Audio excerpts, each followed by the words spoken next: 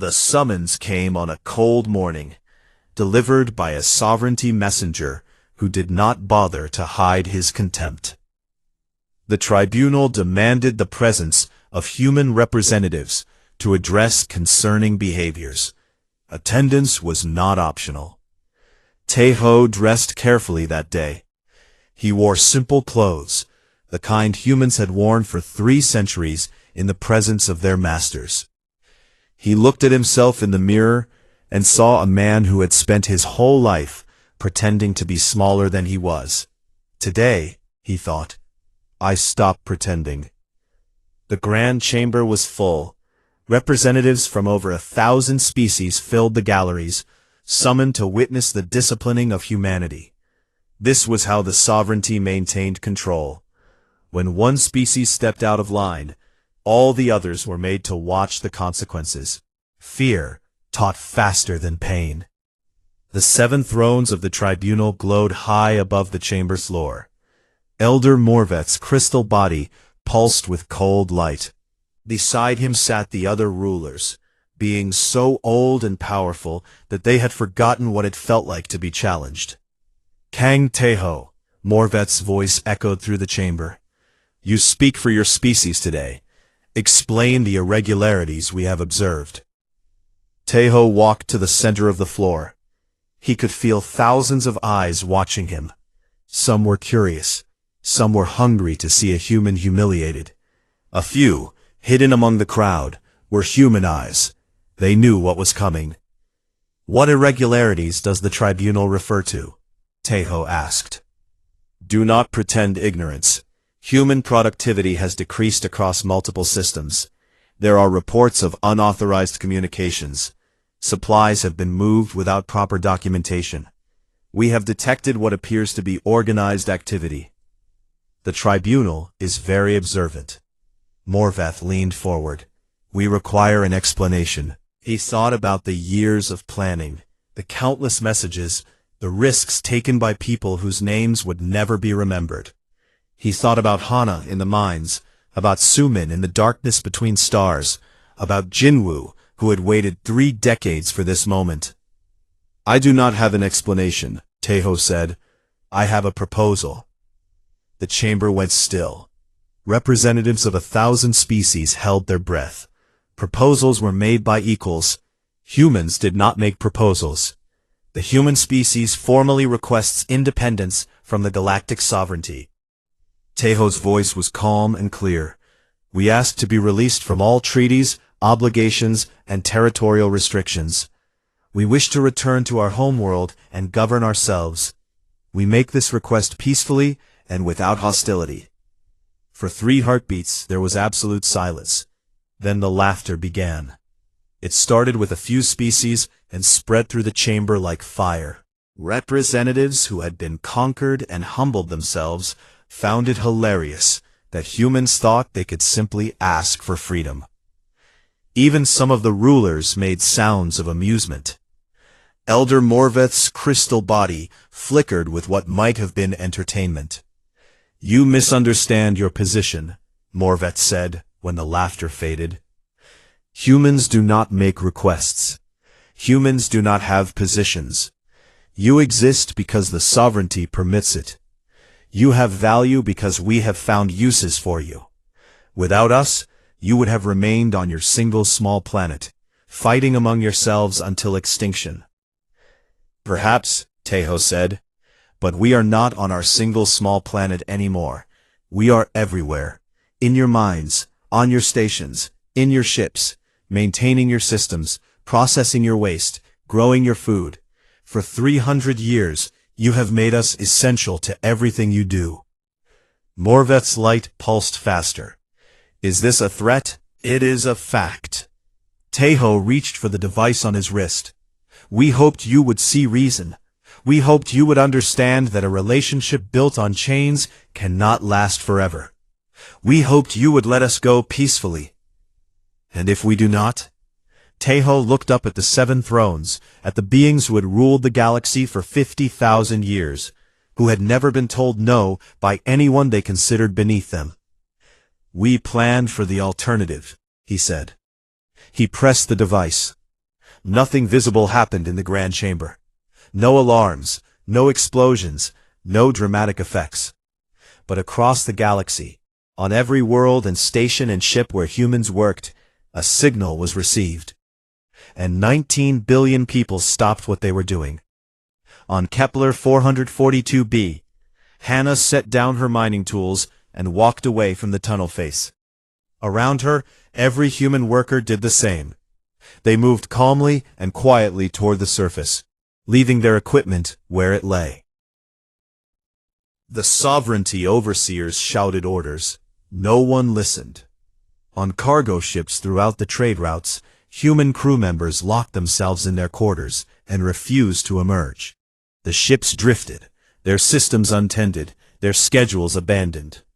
On stations that processed fuel for the sovereignty fleets, human technicians powered down their consoles and gathered in silence.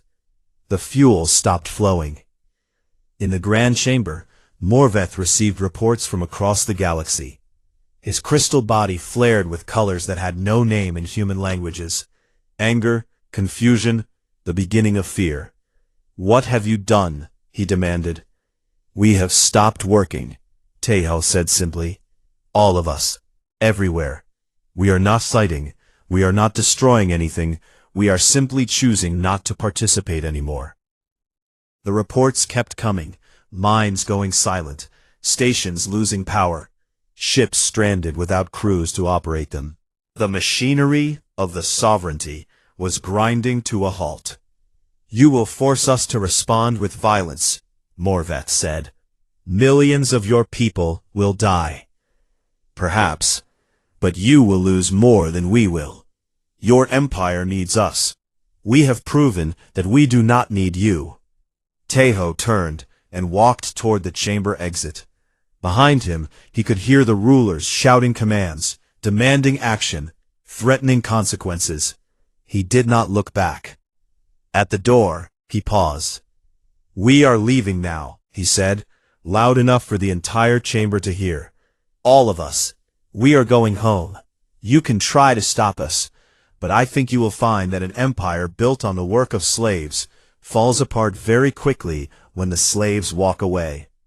He stepped through the door and was gone. In the Grand Chamber, the 7 rulers of the galactic sovereignty looked at each other. For the first time in recorded history, they did not know what to do. They had planned for violence. They had never planned for this. They had never imagined that humans would simply refuse to play the game anymore. The sovereignty began to fail within hours. It started with small things. Lights flickering on stations, where human maintenance workers had stopped making repairs. Garbage piling up in corridors that human cleaners no longer walked. Food shipments delayed because human cargo handlers had left their posts. The species who had never thought about where their comfort came from were suddenly forced to notice all the invisible hands that had been serving them. Then came the larger failures. Mining operations shut down across the resource worlds. Fuel processing facilities went dark. Communication relays that humans had maintained for centuries began to malfunction. The sovereignty had built their empire on the assumption that the work would always be done. They had never made backup plans for the workers they considered replaceable. In the asteroid fields of the outer reach, 2,000 ships emerged from hiding. Sumin stood on the bridge of her vessel, watching the fleet come together. They were not warships. They were transports, cargo haulers, converted mining vessels, anything that could carry people and survive a long journey. They were ugly and mismatched and beautiful. "All ships reporting ready," Daesung said from his station. "The evacuation points are receiving our signals." "Then let's bring our people home," Sumin said. "All ships begin approach. Stay in formation. Do not engage any sovereignty vessels unless they fire first. Our job is to save lives, not take them." The fleet spread out across the galaxy like seeds carried by wind. Each ship had a destination. Each destination had thousands of humans waiting. On Kepler 442b, Hana guided her people toward the landing zone. The evacuation ship had touched down in a valley 3 kilometers from the mining complex. 3 kilometers of rocky ground, watched by sovereignty security forces who had been ordered to prevent the humans from leaving. "They will try to stop us," Jinwoo said. He walked beside Hana, his steps slow but steady. "Let them try," Hana said. The humans walked in a long column, carrying nothing except the clothes on their backs and the children too small to walk on their own. Hana's father was among them, supported by 2 younger workers. He had insisted on walking out under his own power, even if others had to help him. The security forces formed a line across the valley, weapons raised. Their commander spoke through an amplifier. "Return to your quarters immediately. This unauthorized gathering is in violation of sovereignty law. You have 1 minute to comply." The humans kept walking. "We are authorized to use force." Hana walked at the front of the column. She did not slow down. She did not look at the weapons pointed at her. She looked past them, at the ship waiting in the distance, at the sky beyond, at the stars that would lead her people home. The security forces hesitated. They had been trained to crush rebellions, to fight enemies who attacked them. They had not been trained for this. The humans were not attacking. They were not even speaking. They were just walking forward, slowly and steadily, as if the weapons did not exist. "Fire!" the commander screamed. "Open fire!" A few soldiers raised their weapons, but others looked at the humans coming toward them. Children, elders, families holding hands. They looked at their own weapons and wondered what kind of soldiers they would be if they shot unarmed people who were simply trying to leave. "Fire," I said. No one fired. The humans walked past the security line. Some soldiers stepped aside. Others stood frozen, unable to act, unable to understand what was happening. Hana walked past the commander himself. He stared at her with confusion in his eyes. "Why aren't you afraid?" he asked. "I was afraid my whole life," Hana said. "I am not afraid anymore." She kept walking. Behind her, 3,000 humans followed, and behind them, the security forces watched them go. Across the galaxy, similar scenes played out on 100 worlds. Some evacuations were peaceful. Others faced violence. Humans died on stations where the sovereignty decided to make examples. But for every human who fell, 1,000 more kept walking. The galaxy learned something new that day. It learned that there was no weapon powerful enough to stop people who had decided they would rather die free than live as slaves. The tribunal deployed their warships to stop the evacuation fleet, but Su Min had planned for this. Humans had served as navigators and technicians on sovereignty vessels for generations. They knew every patrol route, every blind spot, every weakness in the defense network. The evacuation ships slipped through gaps that the sovereignty commanders did not know existed. When warships did catch up to evacuation transports, the human crews refused to surrender. They ran, they hid, they used every trick they had learned in centuries of service. And when they could not run or hide, they fought just long enough for other ships to escape. Su Min lost count of the close calls. Twice, her ship was nearly destroyed. 3 times, she watched other vessels sacrifice themselves to save the rest of the fleet. Each loss was a wound, but the fleet kept moving. Jinwoo broadcast a message to every species in the galaxy. "We are not your enemies. We were never your enemies. We simply refuse to be your tools any longer. Any species wishing to leave with us is welcome. Any species wishing to remain, we bear you no ill will. We are going home." 17 other species answered the call. They were small species, junior members of the sovereignty, who had watched humans being mistreated and seen their own future. If it could happen to humans, it could happen to them. They joined the exodus, their own ships falling in with the human fleet. On Veldris Prime, Elder Morveth received the reports of failure after failure. The evacuation could not be stopped. The sovereignty systems were collapsing faster than they could be repaired. Other species were asking questions, demanding answers, wondering if they too could simply walk away. For 50,000 years, the Tribunal had ruled through power and fear. They had conquered species and built their empire on obedience. They had believed that power came from weapons and technology and ancient wisdom. They had never understood that power came from the people who chose to obey. And when those people stopped choosing, the power disappeared like morning fog in sunlight. Morveth stood at the window of his chamber and watched the stars. Somewhere out there, millions of humans were flying toward freedom. He could send more warships. He could destroy some of them. But he could not stop them all. And even if he could, who would mine his fuel? Who would maintain his stations? Who would do the work that kept his empire running? The rulers had always believed they were the ones in control. Now, finally, they understood the truth. They had never controlled anything. They had only convinced their servants to believe the chains were real. And now the servants knew better. The journey home took 37 days. The human fleet moved through the darkness between stars, a river of ships flowing toward a destination most of them had never seen. Earth, the world their ancestors had left 3 centuries ago. The world the sovereignty had called primitive and small.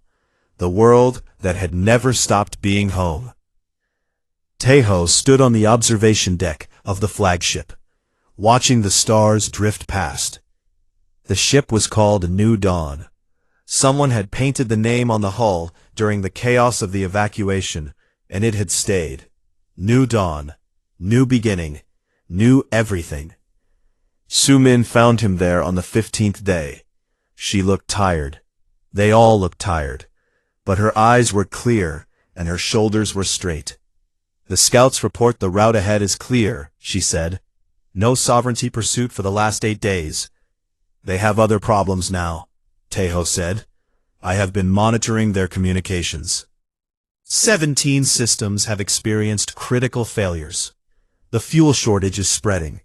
Several species are demanding emergency sessions with the Tribunal. He smiled faintly. They are too busy trying to keep their empire from falling apart to chase us. Do you think they will come for us eventually, when they recover? Tejo considered the question. He had thought about it many times during the long nights of the journey. Perhaps, in years, maybe decades, they will rebuild. They will remember what we did. They will want revenge. And when they come, we will be ready, not to fight them. We have never wanted to fight. But we will be strong enough that fighting us will cost more than leaving us alone. He turned to look at Sumin. We will build something new. Something that does not need chains or servants or masters. Something that will make them wonder if they were wrong all along. Sumin nodded slowly. It sounds like a lot of work. But this time, we will be working for ourselves. In the medical bay of one of the transport ships, Hana sat beside her father's bed. He was recovering. Human doctors, treating human patients, with supplies that belonged to humans. It was such a simple thing. It should not have felt like a miracle, but it did. I never thought I would see this day, her father said. His voice was weak, but steady. When I was young, I believed the sovereignty was normal. I believed serving them was what humans were supposed to do. I did not question it, because everyone I knew accepted it. What changed? Hana asked. You. He reached out and took her hand. Your generation. You looked at the chains and asked why they were there. You looked at the rules and asked who made them. You refused to believe that suffering was just the way things had to be. He squeezed her hand. I am proud of you. I am proud of all of you. She did not wipe them away. These were different tears. These were tears she was allowed to cry. On Veldris Prime, the Grand Chamber was quiet. The galleries that had been filled with representatives from 1,000 species were nearly empty now. Many species had returned to their homeworlds, uncertain of what the future held. Some had sent messages of support to the human fleet. Others had begun their own quiet conversations about independence. Elder Morveth stood before the 7 thrones, alone. The other rulers watched him from their seats. They did not speak. There was nothing to say. The reports had stopped coming, not because the situation was improving, but because there was no one left to send reports. The systems were failing too fast to track. "How did this happen?" one of the rulers asked finally. Her body was made of living shadow, and her voice was barely a whisper. "We had everything. We were eternal." "We had nothing," Morveth said. "We only thought we did. Everything we built was built by others. Everything we owned was given to us by those we called servants.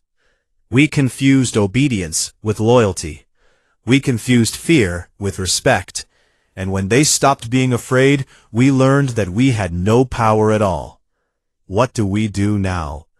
Morveth looked out the great windows of the chamber.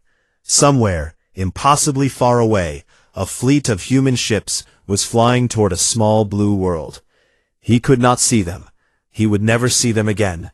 But he knew they were out there, building something new, starting over, doing all the things the sovereignty had told them they were not capable of doing.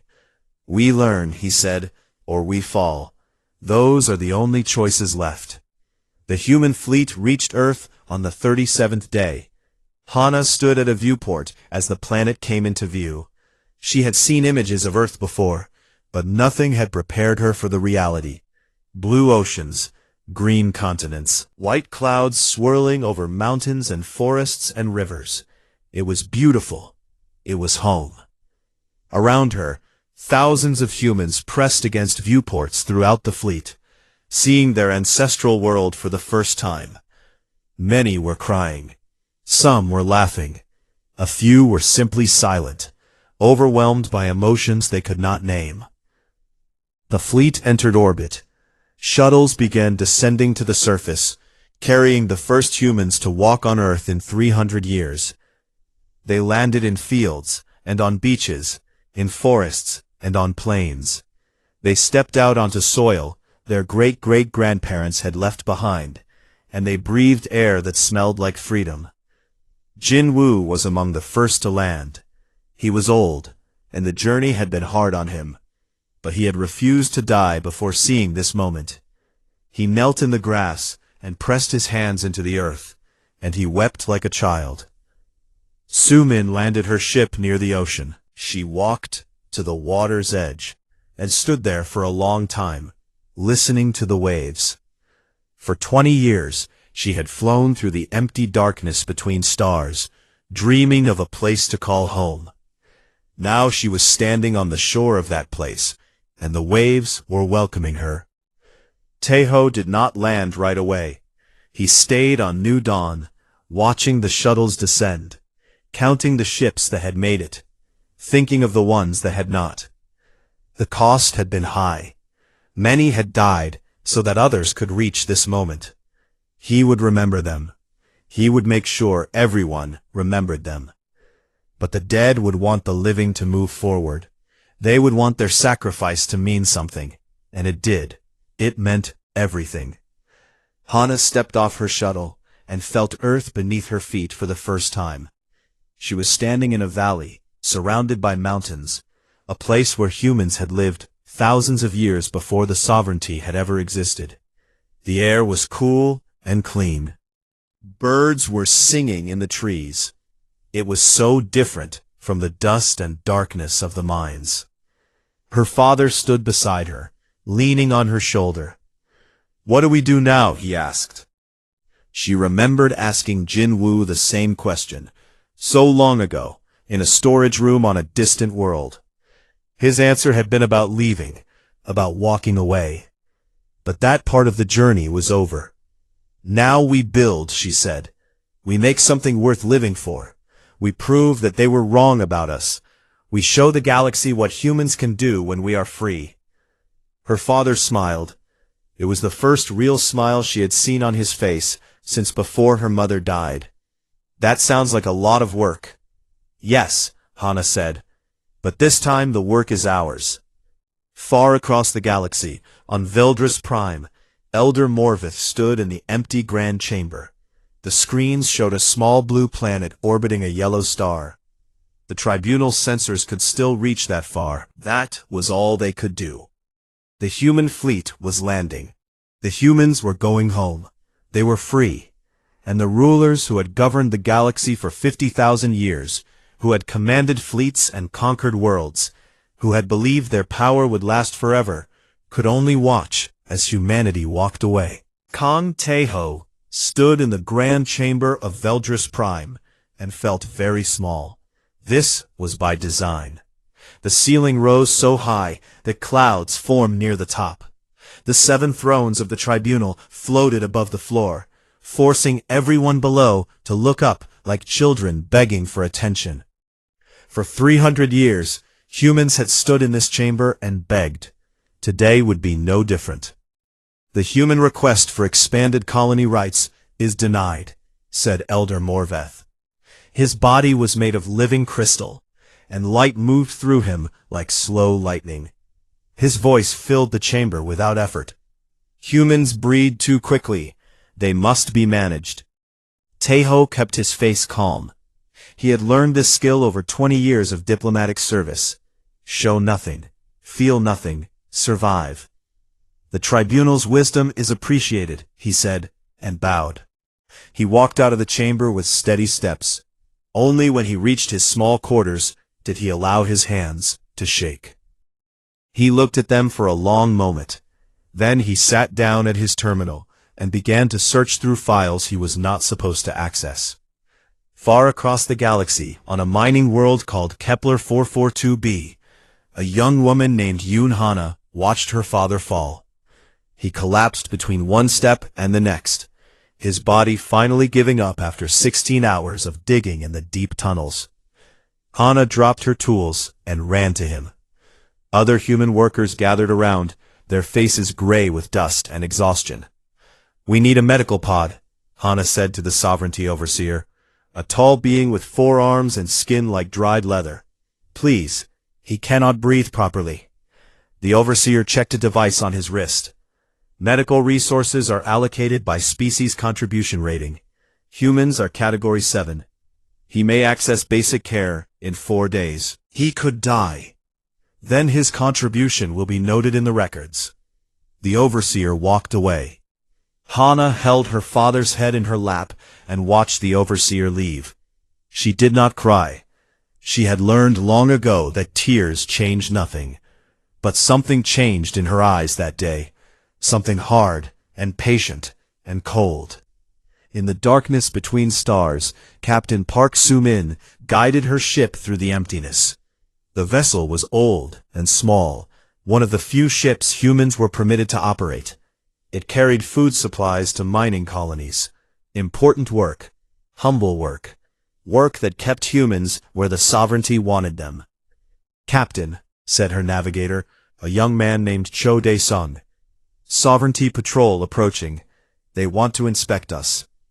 Soo-min felt the familiar tightness in her chest. "All stop. Prepare for boarding." The sovereignty officers emptied every container, scanned every crew member, and asked the same questions they always asked. "Where are you going? What are you carrying? Why did you choose this route?" The questions had no purpose except to remind humans of their place. When they finally left, Dae-sung let out a long breath. "I hate this." "I know," Soo-min said. "How much longer do we have to live like this?" Soo-min did not answer, but she thought about the message she had received last month, sent through channels that officially did not exist. She thought about the question it had asked. If the time came, would you fly your people home? She had not yet answered, but she was beginning to know what her answer would be. Back on Veldris Prime, Taeho found what he was looking for.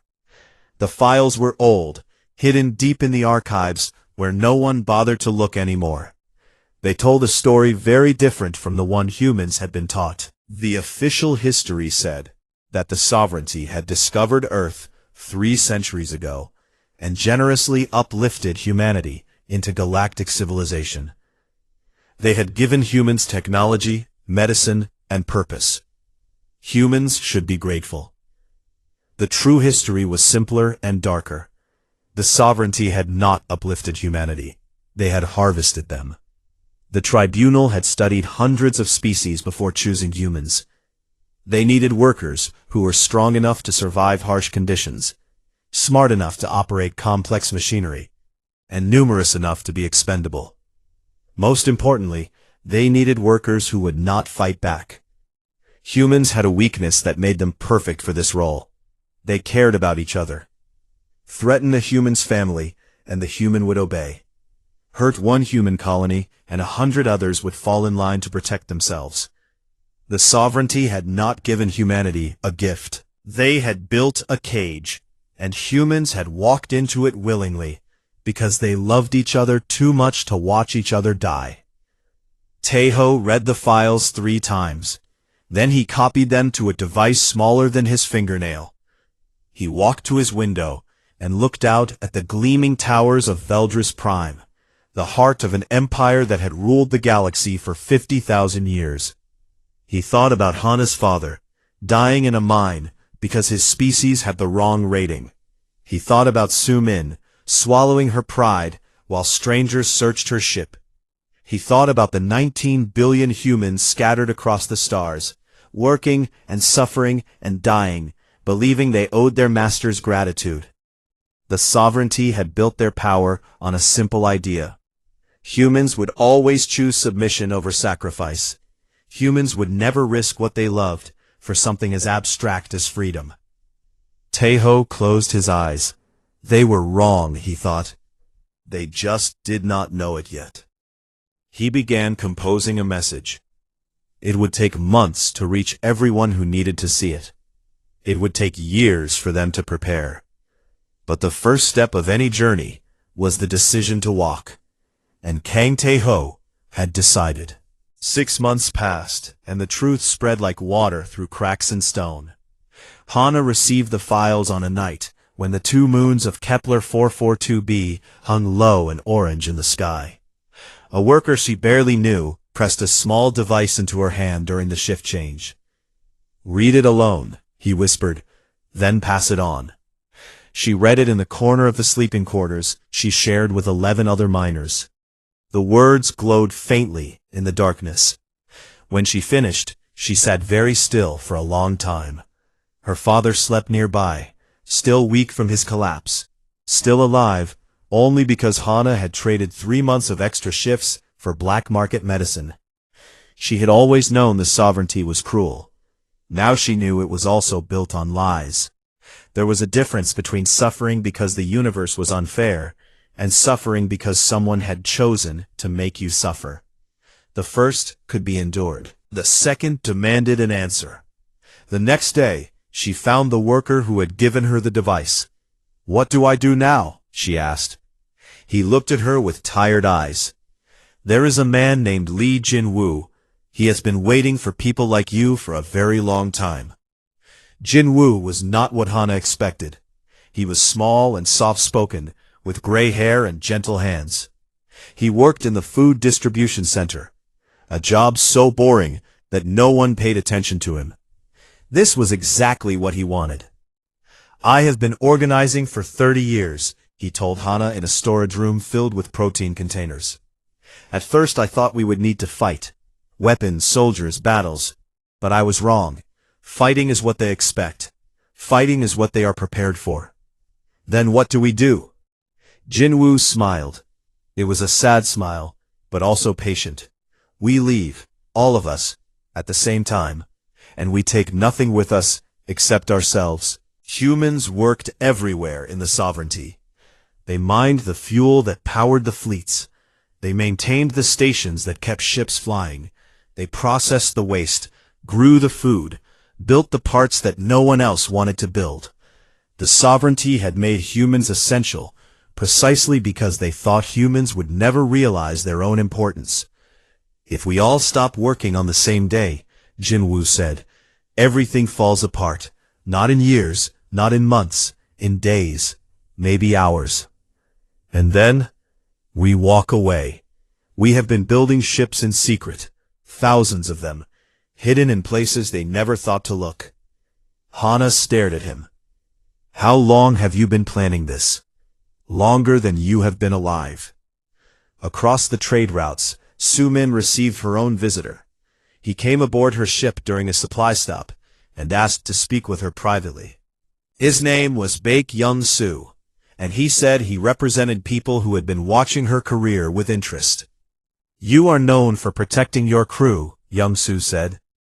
You have refused 3 promotions because that would have meant leaving your people behind. You have broken regulations 6 times to get medicine for sick workers. The sovereignty has marked you as a troublemaker. Is that why you are here, to warn me? No. I am here to ask if you would like to do more than break small regulations. I am here to ask if you would like to break the biggest regulation of all. He told her about the hidden fleet.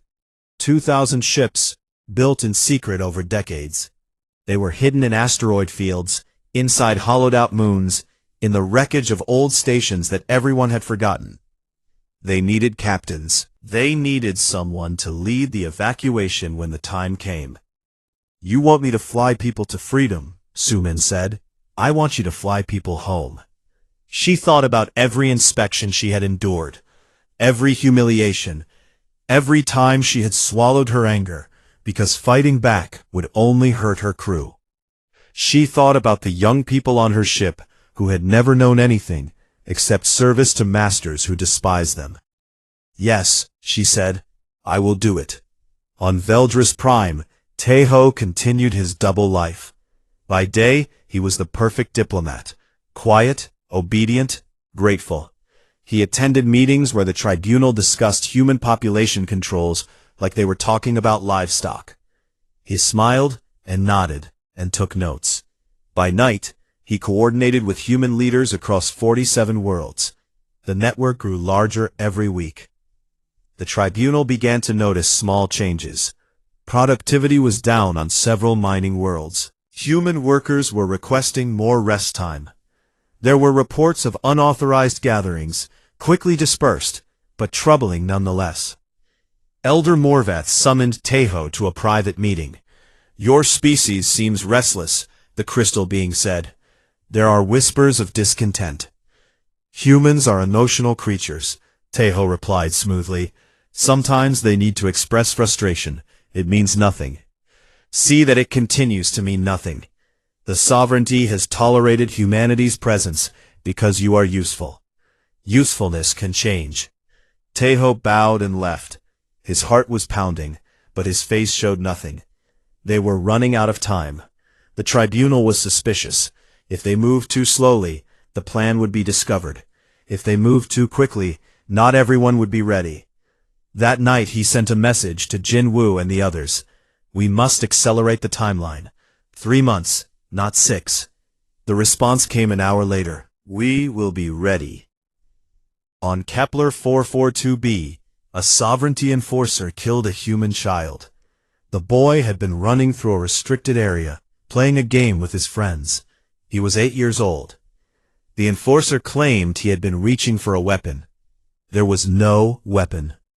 Hana held the boy's mother back as she screamed. Other humans gathered, their faces dark with rage. The enforcers raised their weapons, waiting for the rebellion they had been trained to crush. Hana looked at the mother. Not yet, she whispered.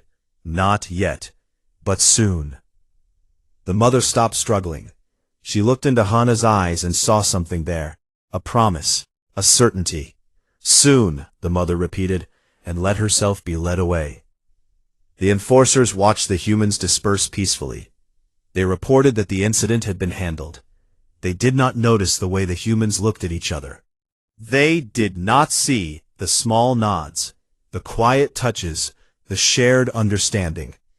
The sovereignty had always believed that humans were too scattered, too afraid, too dependent to act as one. They had never imagined what 19 billion people could do when they all decided to hope at the same time.